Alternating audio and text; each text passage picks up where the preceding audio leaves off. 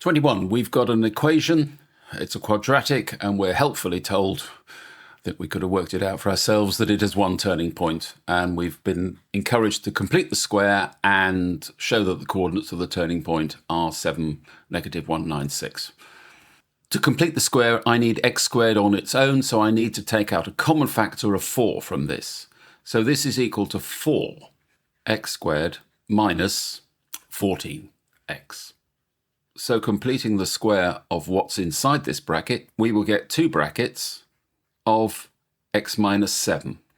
I've left a gap here purposely because these brackets will give you the x squared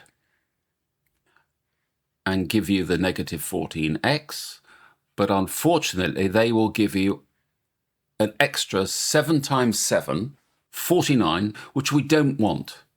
So I'm going to take 49 away from this equation immediately. So what now is within this bracket does equal what is within this bracket. Remember, the 4 influences not only our two brackets here of the x minus 7 terms, it also will influence the 49. So we get 4x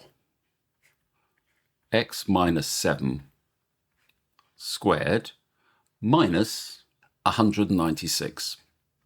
And the old routine goes, this term is determined to be positive, except when x is equal to 7.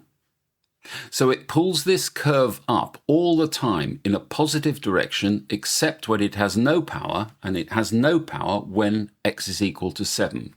So for most values of x, this first term has the ability to pull negative 196 up in value. At x equals 7, this term falls to 0 and negative 196 takes over completely.